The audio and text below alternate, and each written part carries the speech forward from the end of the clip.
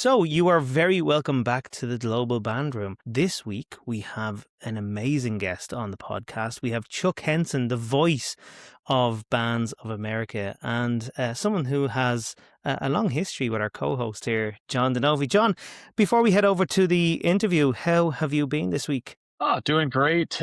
Getting excited about going to the Texas Music Educators Conference next week in San Antonio and getting prepared for that. So planning on a lot of meetings and walking the show floor and catching up with colleagues.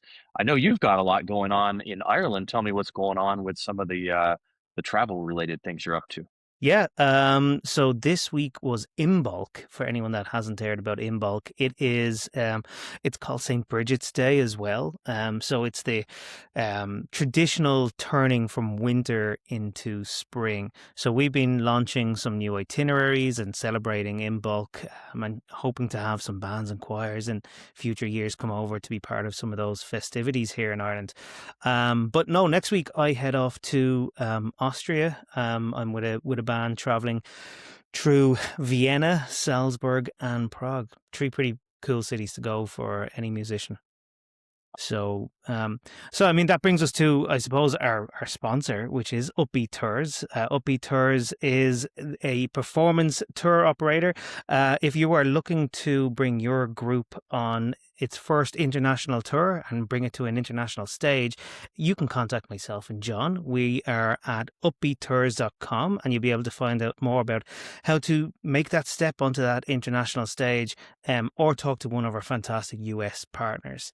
But for now, let's head over to our interview with Chuck Henson. So we get to talk to a lot of great people here on the podcast today. I didn't sleep last night. I'm so excited to talk to a hero of mine since I was probably 16 years old, and we've come full circle. We've got the world famous Chuck Henson. If you don't know Chuck, Chuck is, I mean, where do we even begin? And I suppose that's what we'll do here on the podcast. We're going to get to know Chuck Henson today. How's So it going, Chuck, John? welcome to Thank you. the Global Band Room podcast. And, we go way back. We both are Kentuckians. Yep. I met you in 1983 to date us a little bit. Wow. When I was in a little high school band in Fort Mitchell, Kentucky called Good old Beechwood High School. And I was so excited to be in the band, and we had this instructor, and it was Chuck, and Chuck was just the greatest guy. And I was talking to Keith a little bit before the podcast today.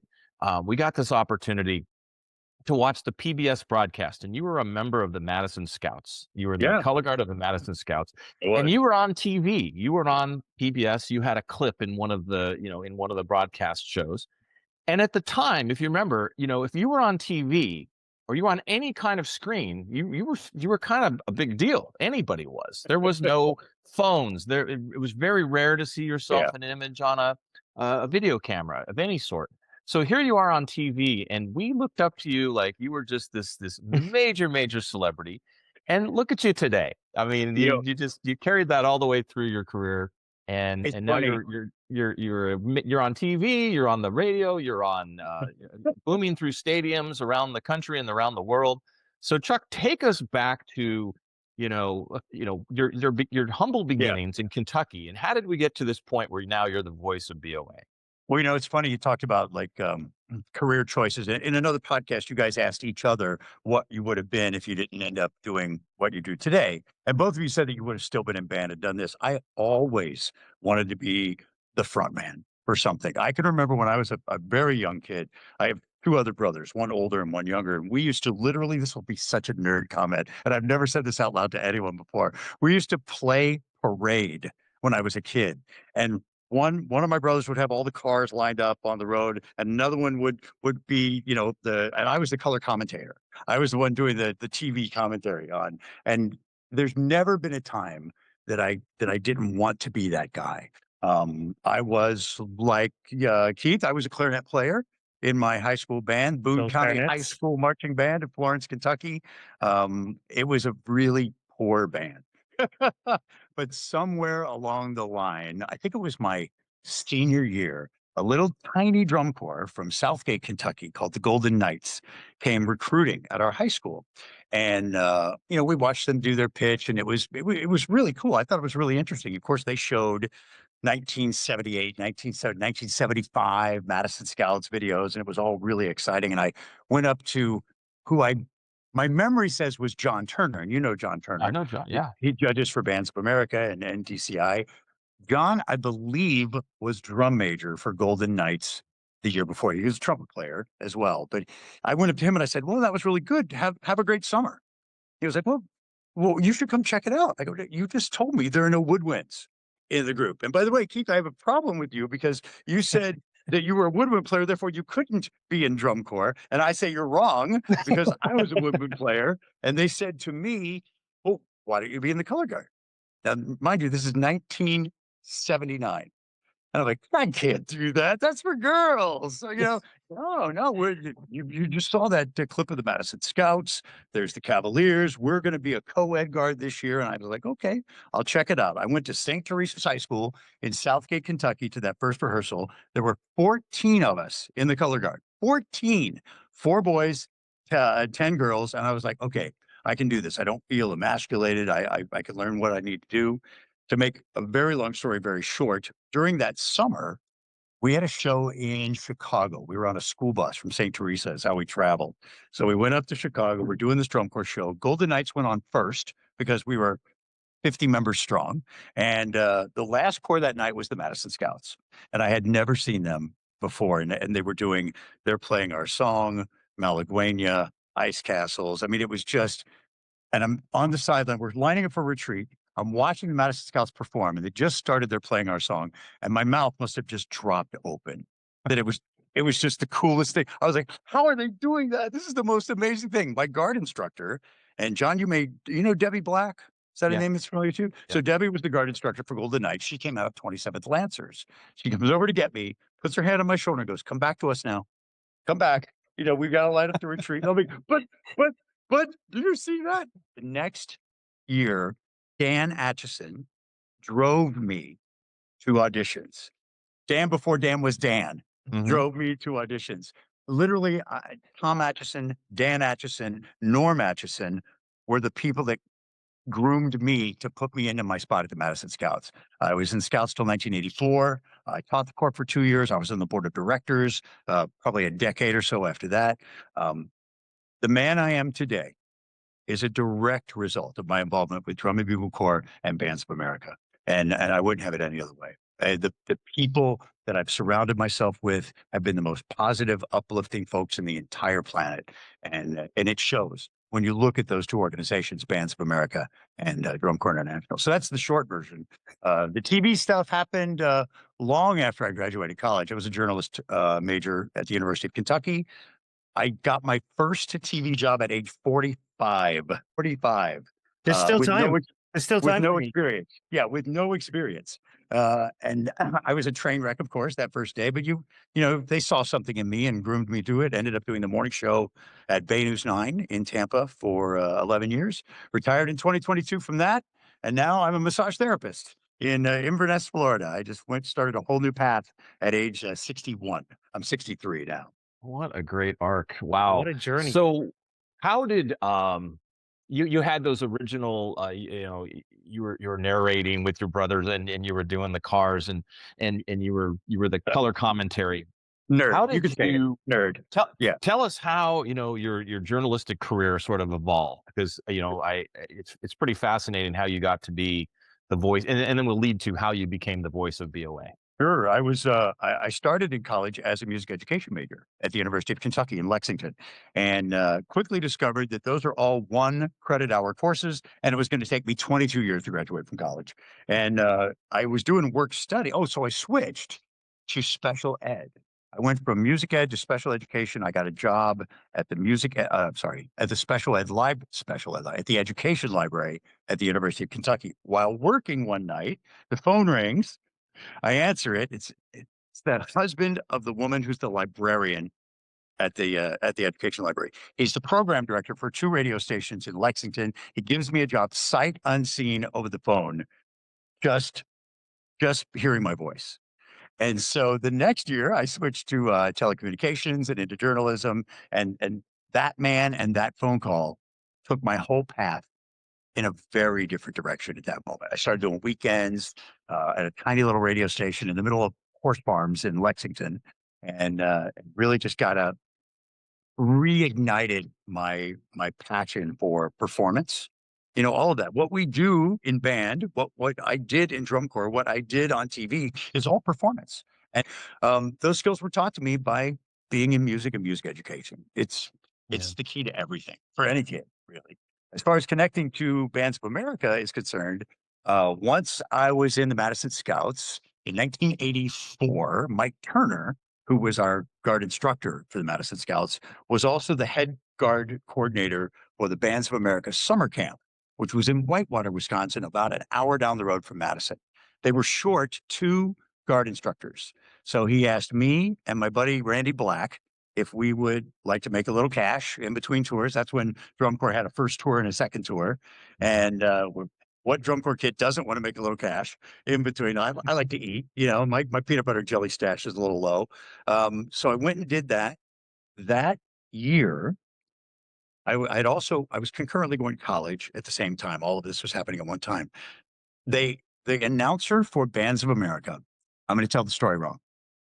84, I started doing summer camp. I did summer camp every summer for the next few, and then got my radio job after that. The next summer camp, 1987, Dick Janik, who was the announcer at Bands of America, the OG announcer at Bands of America, he was under the weather. He wasn't feeling well. His voice was really raspy. Kevin McCormick, the brother of Scott McCormick, who's the CEO at Bands of America, came to me and said, "Hey, you do some radio stuff, right? Can you help us out over here? We need you to tag team with Dick." Sure, I'll do that. Again, no experience, sitting in the booth at Summer Nationals, and Marion Catholic High School is on the field.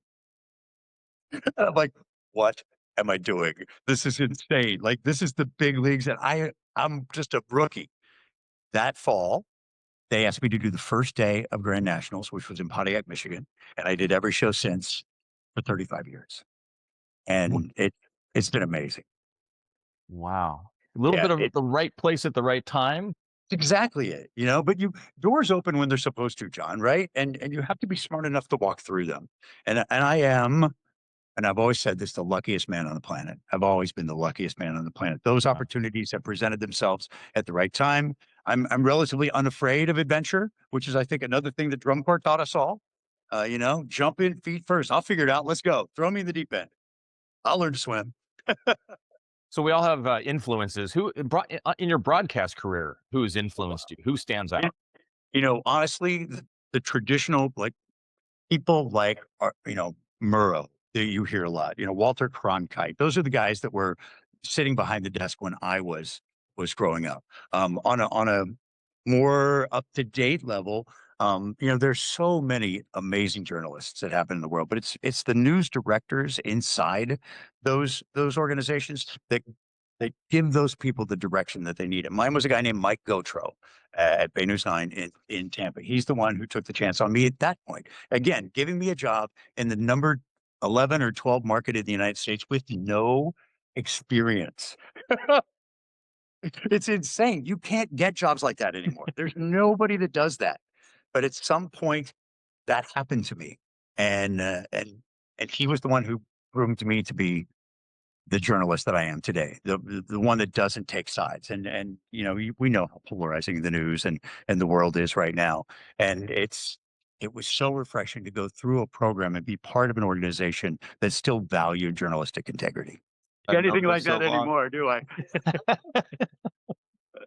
So you've in your BOA career, you've seen some pretty incredible things on the field. Any standout memories in terms of band performances or just touching moments that really resonate with you? That's a really great question because there are so many. A couple that come to mind are, and I've told this story before as well, but there's people say all the time, you've got to be a big band and a wealthy band to do well at Bands of America, and that's simply not true. You have to be a great band to do well. You have to play your instruments, and that happens on the classroom level, right? And so, 1992. First of all, I'm not one of those guys that could ever tell you what somebody played in what year. Remember Phantom in '78? No, I don't. But 1992, when Jackson Academy came to Grand Nationals for the first time, tiny little school, 35 is total. 35 kids. They had to go all the way down to 7th grade to find 35 kids for the high school band. They come out. They'd never been with us before. They'd never done a regional. They were relatively unknown. They come out. They put a tarp on the football field as big as about a basketball court, and they brought all of our eyes from that giant stadium down to where they were performing, and they did their entire show right there. Not only did they make finals that year, which was mind blowing, the crowd went absolutely nuts, but they placed one spot higher than the largest band to ever come to Grand Nationals at that point, which was a Texas school. And that moment to me solidified everything as to why I love Bands of America, because it's really about excellence. It's not about comparing yourself to another school. It's about doing your best to your standard every single time and then being rewarded for that on a national scale. That's why we see all these groups from around the country that come. There were over 100 in prelims this year at Grand Nationals, and the quality was better than ever before. But every one of those schools stands and cheers for every other one of those schools, because they don't really compete with each other on a regular basis. They're in this giant fishbowl of excellence and just trying to see where it all shakes down. That's one. Another was a school from Ohio where the band director had really gone to the football. He was new. He went to the football coach and was like, "How can we help support your team? Tell me how the band can help support the team." And they created a relationship in doing that became very, very symbiotic and supportive. Well, the fall rolls around and football season's happening. The football coach comes to the band director and says, "How can we support you? You're always there for us. How do we support you?" He goes, "Come to Grand Nationals." So they did. The entire football team and the cheerleading squad came to Grand Nationals, bought tickets, sat in the front, and screamed their heads off for the marching while they were That's out there. amazing. And we Wow. had CBS television was out that year and happened to catch that moment. And it's those things. It's everything that happens behind the scenes. It's walking through the convention center. The Indianapolis Convention Center is connected to Lucas Oil Stadium where the event is held. And there are ways, because it's so cold, or can be so cold in November in Indianapolis, you can get to the stadium without going outside. You can go through various bridges and tunnels and things like that. Most of the bands set up rooms in the convention center that are like their homeroom where they store their stuff, or they rent. This convention center is so big. I think they put 2 full football fields inside the convention center that you can rehearse in, before your show.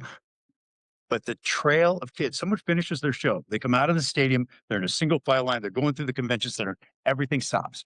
Everybody stops and starts clapping and starts screaming for every band that rolls through. And it's just so it's the greatest group of the greatest people that all come together at one time. I look so forward to the fall. I did when I was doing actively announcing, because I get to see the people I love, and I never get to see them other than then. Yeah. Because we're all over the country, and in some cases, like John Phillips is Canadian. We come together for those 10, 12 weeks in the fall, and it's like being with family. That's what happens over 35 years. When you've been around so long, I used to say there were kids in the band who have kids in the band since I started. Well, now they have grandkids in the band.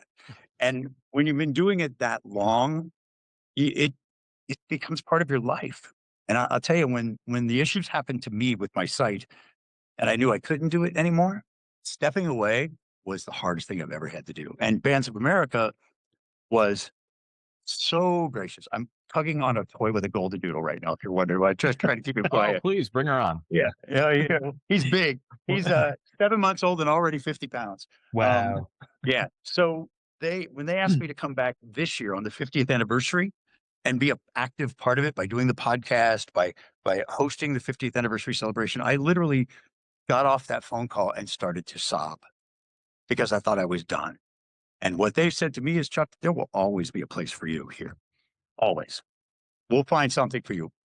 If it's not, Dan Potter's the best. He's the best." And it was so fun to be able to stand on the field and say to that crowd, "By the way, this is Dan's first finals. As long as Dan Potter's been announcing for drum corps and for marching band for a career, he'd never done that show. That was always my show." But to be able to hand it to him with a bow on it and say, "Have at it, brother," was also a really great moment for me. Bittersweet, of course, but really great, because Dan's my friend, and Yeah. friends want to see their friends succeed. very few people in life coin a catchphrase, if you will. And you're extremely well known for. Joining us. Yeah. Right? Is that where you're going? How did that come to Yeah. be, and how did it stick? So when I actually worked for Bands of America for a period of time back in the day when there were 7 of us on the staff. Now there are like 40. Did you know, by the way, that Bands of America is the nation's largest arts and education advocacy organization by far now? Wow. And when I think about where we started, with 7 of us in a shotgun office in Rolling Meadows, Illinois, all of us packed into a minivan driving around the country. We all did multiple things. I tabulated and announced. We all packed and unpacked. We set up the show. We tore down the show. Your day's not over until everything's put away. I mean, it's amazing to see the professional. They become an institution now. So in the beginning, Bands of America used to do the script like Drum Corps did, on the starting line from blah, blah, blah, blah, blah, blah, blah. And that was their thing. We needed to find our thing. And it was Debbie Lafferty and I that were retooling the script probably, gosh, maybe around 1980, maybe even before then. And the joining us phrase was designed to create a constant flow, like someone's in your home, like you're having a party and someone's just walked in the door, and we want everyone to go, "Hey, look who's here." That's how the joining us phrase came about. And what I love about it, is that it makes people want to applaud.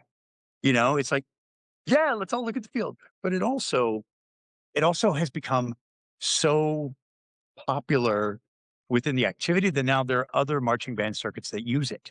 Texas uses it, Colorado uses it. And of course they can. There's no copyright on this. But we all know that it's a Bands of America thing.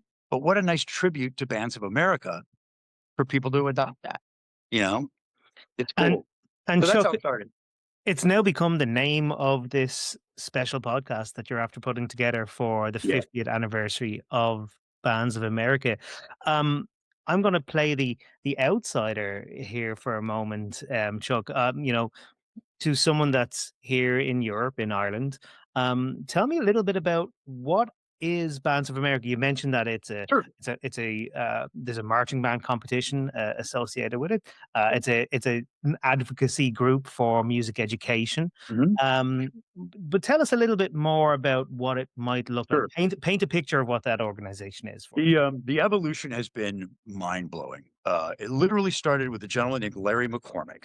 Larry McCormick owned a store called McCormick's Enterprises, and McCormick's Enterprises sold band stuff, flags and rifles and trumpets and drums and podiums and megaphones and Dr. Beats. And it, he started. Was the first retailer in that field to do an 800 number. Now, in the States, 800 numbers are toll free. They're not a long distance call. You can call anywhere in the country using them, and it's a free call, basically. So that meant that he put out a catalog, like the Sears catalog for marching band, sent it to every band director in the country, and they could literally order off the catalog using that 800 number. And for that time in history, it was very innovative. I mean, and his goal was always to help teachers teach better. That's always was his goal, was excellence. He was a cavalier. He taught many, many drum corps, but he was really a man with vision. That the event he created, which was called the Summer Nationals, well, it was the Grand Nationals the first year, in Whitewater, Wisconsin, at the University of Wisconsin-Whitewater, has grown over time to become not just an event production company, which is what we were at the beginning. There was Grand Nationals, then there was Summer Nationals and Grand Nationals, then there was Summer Nationals, Grand Nationals, and a couple regionals. Then Summer Nationals faded off because they don't really do summer band in the United States much anymore. There still is a circuit, but it's very small. The regionals began to expand and take over more of the country. Now there are 24 regional championships, 3 super regional championships, which are 2-day events, and the Grand National Championships, as far as the marching band events are concerned. But wait, there's more. Bands of America also about 30 years ago, and I think it was around 92 or so, started the National Concert Band Festival. So I will back up one step. When Larry McCormick started the organization, it was called Marching Bands of America. Well, as the organization began to evolve, they realized, well, there's way more to music and music education than marching band. There's a whole section of this population we're not serving. The name change made Marching Bands of America to Bands of America, and then has eventually evolved to join another organization called Music for All. Music for All is now the parent company of the organization, and that's really where the heart sits right now. Music for all. That means everyone, and that's where we wanted to be. So the Concert Band Festival was started as a showcase event. Those that are listening may remember Dr. Revelli, William D. Revelli. He was a director at the University of Michigan and at Hobart High School in Indiana during his time. He had an event called the National Concert Band Contest, which was literally a competitive concert band event. And the Concert Band Festival was patterned after that with his input.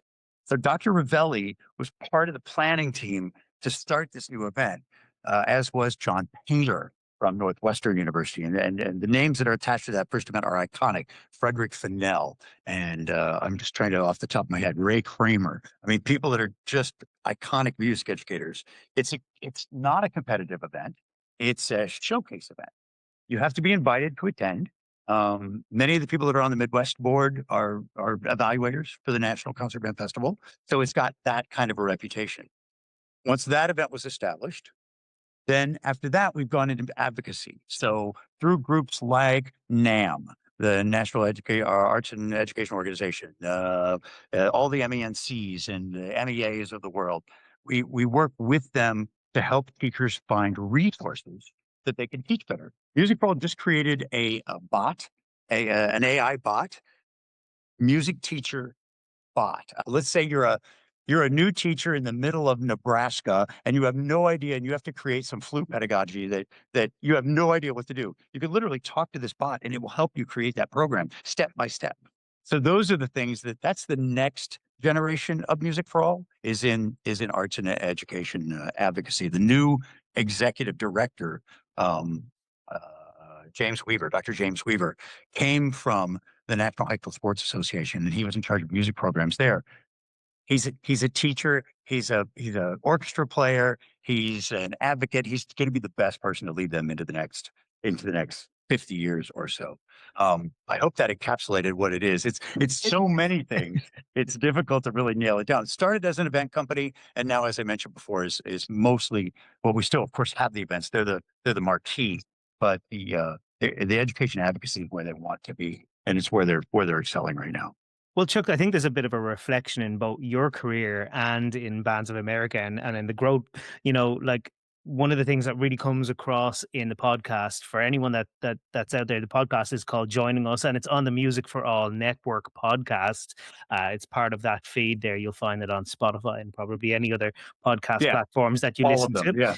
Yeah. It's a great entrance into what Bands of America is. So a number of years ago, I worked with John and I produced a podcast called Finding Drum Corps, which was all about finding this new activity that I had never heard anything about.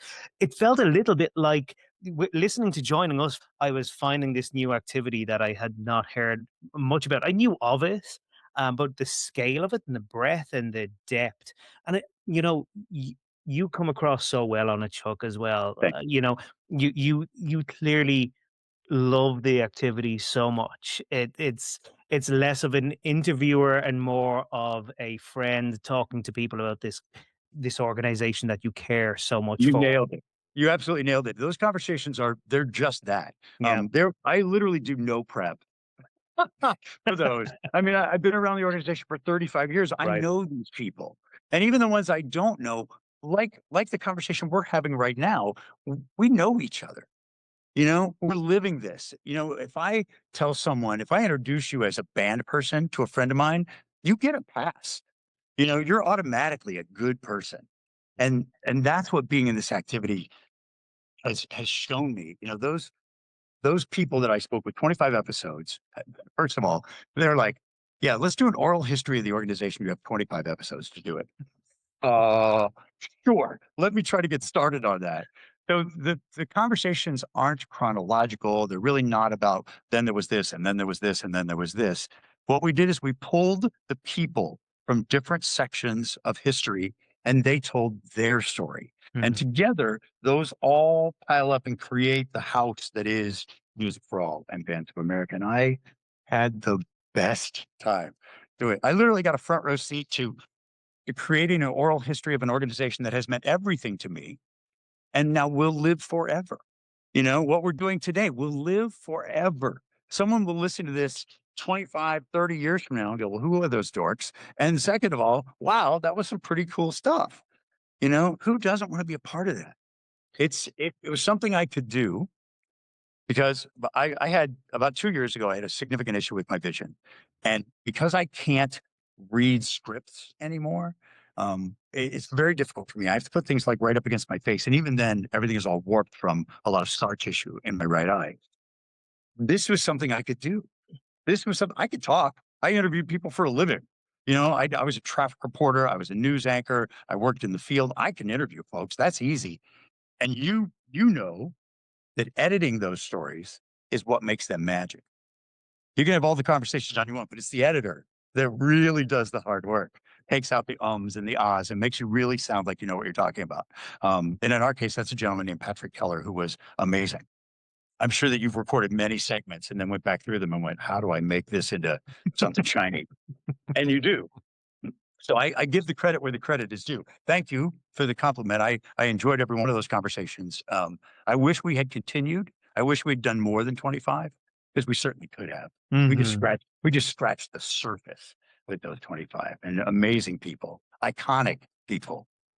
Well, yeah, I mean, for anyone that is interested in finding out bands of America, it's a great podcast. But for anyone that's just interested in finding out about music education in the USA, there's some great people. I mean, you start off this whole series with, I mean, a legend inside and outside the USA, Tim Latzenhauer. And what an amazing man. And that's, again, you and him come across so well, that rapport that the two of you have with each other. It's fantastic. So for anyone that just wants to learn more about positive approaches to music education, it's a great podcast too. The one that I recommend that highly, and of course the one with Larry McCormick is one that he's the founder. His is in the middle-ish. And unfortunately, thank God we recorded it when we did, because the week after he had a massive stroke. Oh. And was unable to attend Grand Nationals that year. And it was hard. I mean, he's still in recovery. But it's going to be difficult and a long road. But the fact that we have that, I mean, that's part of it as well. Some of these guys, Mike Davis, who worked at Disney, who did Future Core and started all the music programs in Japan and in Europe, as far as Disney's concerned, he's in his mid 80s and is still just as exciting and excited about music as he ever was. He sounds like a 13-year-old kid when you hear him talk. Talking about editing, that was a tough one to edit. He's very tangential. He's all over the place. I'm like, okay, Mike, wait. Let's go back to here. Talk to me about this. But Patrick did a great job editing that one. So yeah, it was a daunting task. It was a daunting task to create an oral history of the organization. But I think and thank you for saying that. We did a nice job, and it was good. It was good. Chuck, you have had so many amazing conversations over the years, and I was going to come up with this cute question of, if you had 3 people to join you at dinner, who is it going to be? But it sounds like you need a banquet hall full of people. But could you narrow it down to a few, or at least a few that stand out that it just, you mean just would blow you away to sit there? Throughout history or through Bands of America? Both.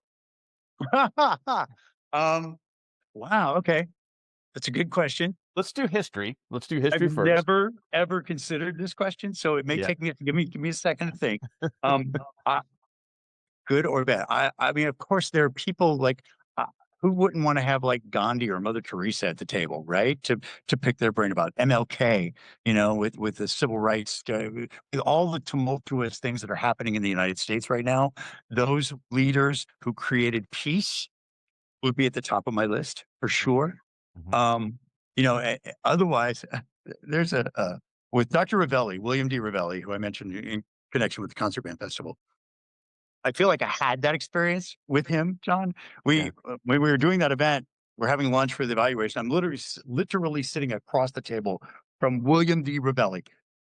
Iconic. I mean, just like, I know I was staring. I'm certain I was staring. And the man is literally just eating a hamburger. And I'm watching this man who has meant everything to music education in the United States. Just eat his food. I'm like, cool. He eats food just like we do. And I nerded out on that so much that I'm still telling the story 30 years later. Um, People like that. People that, the world doesn't know a lot of the people that we know who've made such a positive impact in the world, like Larry McCormick. Mhm. You know, what would this world be like if there was no Larry McCormick? There wouldn't be a Music for All. Yeah.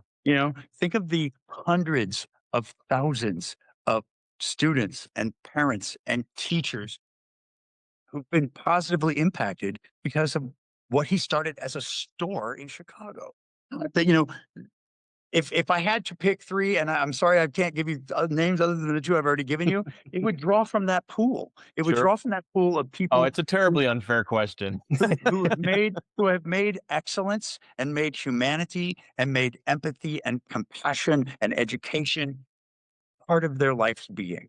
And With that's the all with that the any of us could ask to be. with the great thing about what you just described of those qualities, there are so many people in the marching arts and in music education that fall under It, that that's it. you can't exclude. I mean, it's just an amazing group of people that have dedicated their lives to, Yeah. And creating they're all these. mentoring the next generation. Every one of them is mentoring the next generation so that they'll be those people, they'll be the icons 50 years from now. Yeah. And Keith, you probably heard this many times listening to the podcast. All of these people suffer from imposter syndrome. Yeah. The great icons of our generation suffer from imposter syndrome. They don't think that they're what other people think they are. And of course they are. Of course they are. But the fact that they don't think so means that they're going to continue to try harder and just be the best that they can be. No one wants to be put on a pedestal like that because there's a lot of pressure to do that, but they deserve to be there. They absolutely deserve to be there because they're the best of the best. And we all learn from them every single day. Chuck, one of the stories that you told, and you told it on the podcast today, and in your own podcast too, is about that band of 35 people that were so successful in Yeah. 1992. When international band directors and international bands look to the US, and myself and John have talked about this a lot through talking about sound sport and using sound sport to develop marching Amazing. bands Yeah. in internationally. Um, when bands look to the US, a lot of the time they see Bands of America and these amazing high school bands that do, I mean, the most incredible Yeah. things. Um, but stories like that, stories of those of 35 kids turning up and being able to not just compete but be successful, that's hugely inspiring to Yeah. any group internationally that looks at this organization. All you have to do is look at the person standing in front of the kids. Where are they? Where's their head? How did they teach? How do they relate this to their kids? Are sponges. They're sponges. They can do anything. Look at the drum corps kids. I mean, when I was 18 and marching in the Madison Scouts, and mind you, it was a long time ago, but I look at those kids today and what they're being asked to do and are achieving at the highest level. They're just like us. They're us. We could have done that. It's about the person standing in front of them. It's about the communication between the staff and the parents. It's about the level of expertise and how they're able to relate that. It's about putting that positive sense of "you've got this" into every single kid. It's a buy. We're a cult. Band is a cult, plain and simple. But it's a good cult. It's the one that creates better people. It's the one that keeps the planet churning in a positive direction. The world only spins in one direction, and that's forward. And that's what I see in the band rooms of our country now. On that note, Chuck, where do you see, and you made mention already about some of the transformative advocacy that Music for All is doing, but where do you see the activity going in the future? What are some of the challenges that you think a marching That band is going that's also a great face? question. One of which I asked every single one of the guests on my podcast. If you had a crystal ball, where would you like to see the activity going? And the answers, you guys, were as varied as the 25 people I asked. Um, some would say, well, I really want to see a return to basics. I really want to see people just break down and get back into the old literature. Others are like, the sky's the limit. What does music even mean? What ethereal? What is that? What is the concept of music? Everything in between. And I think, of course, in a digital age that we live in, that portion of music and music education is where the growth is. We can only go so far on a marching band field, only so far, or can we? I don't know. Um, I guess we'll find out, won't we? But when it comes to new music and exposing students to music concepts they've never even heard of, nor would they ever be exposed to, indigenous people music, ethnic music from other countries, bringing all that in. Let's tie it all together so that we become a global community of music and music educators. That's where it has to go. It's like countries interacting with each other. We have to know and be respectful and love those people just like we love ourselves if we're going to see our activity continue to grow. And the future, I really think it's going to be digital. It's headphones, it's creating music on keyboards, it's creating sounds that no one's ever heard before and calling them music because they are.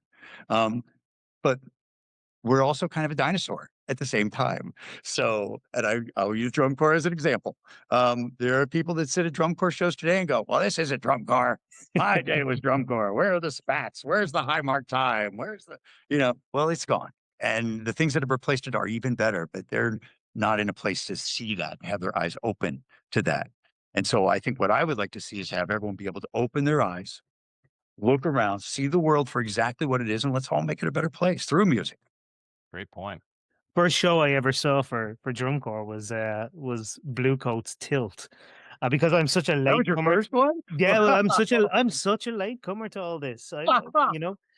First one that I ever watched on. I think John shared a link of that year's show. We met, and It was amazing. and the trumpets being, they're bending the Yeah. sounds and so on. You're absolutely right. There's going to be sounds that we hear in marching band and drum corps and the marching arts globally that just don't sound like anything that we are ready for, and that's awesome. That's really, really cool. And I understand that marching band around the world is different than marching band in the United States. It's a different animal here. But are groups internationally doing with sound like some of the drum corps are? Like, for example, that particular show, bending through the speakers, using the soundboard to help bend that music throughout the program was amazing. I see a lot more of that coming. John, The only rule is that kids have to make the music. Yeah. for Like sure. a kid has to be making the music, even if it's a synthesizer. A kid needs to be doing it because Yeah. that's where the music education comes in. It can't be pre-programmed. I'll tell you, I've traveled quite extensively in the last 10 years or so, and the big influence is their access to U.S. based music or bands around the world through YouTube or other social sharing platforms, and so the need or the desire to emulate. I won't say copy, but to try to capture, what the Bluecoats did. You'll see a group from Borneo do it, and you know that Yeah. they saw the Bluecoats do it, and you know that they're completely missing the mark, but you got to love them for the effort, and then they're eventually going to get there. So, John, Uh, you know that I taught in Indonesia for a while, Yeah. way back, the Samporna marching band when it was Yeah. coming off of its heyday. And so Yeah. we would see, they would talk about these amazing bands from Japan and from Singapore, and they're doing knockoff shows from some Yeah. of they don't know that. They think this is the greatest thing on the planet. And I'm going, that's really, really great, because you have to let everyone have their moment, right? Yeah. The kids don't know they're doing a reproduction of someone else's program. This is their program, right? Yeah. And if they're getting all kinds of accolades for it, if people are looking up to them, then that's only going to make the activity better in the long run. Now, there's also I have an issue like with some color guard programs where you'll get, I'm going to date myself, but way back, Santa Clara's Winter Guard did a spoken word Romeo and Juliet kind of thing. No music at all spoken word, breathtaking. The level of talent was beyond belief that they could coordinate color guard just to spoken word. And then from that point forward, every tiny little high school tried to do this artsy, ethereal kind of program, and it just wasn't them, Right. but that's what they did. And so we have to be that because that's what judges want. I think what judges want is for you to be amazing. I don't think it has to be because they did it, we have to do it. You be you. You find that program that works best for you and kill it. That's what's going to make them successful. But I see your point. I know exactly what you're talking about because I heard it myself. Yeah. Well, and Chuck, you said it absolutely correctly. Groups are one of the ways that we grow this activity is to look at international influences. And Yeah. so often we have international groups looking to the US and trying to copy and replicate what they're seeing in the US. What's going to be potentially incredibly interesting is seeing those international groups lean into their own culture, their own Yes. identity, and having the blue coats copy And that. kill it. Yep, Yeah, exactly. like that's Well, what we like really want Japan, to like see, all right? the groups in Japan right now are doing some amazing things, right, John? I Mhm. mean, you see it. We need to Absolutely. get them to Grand Nationals to show these folks what it is, because I've seen like several of the twirling groups that come out of Japan that come to Dayton for WGI, and those girls and boys are amazing. Like they're Yeah. doing stuff would never have even thought possible.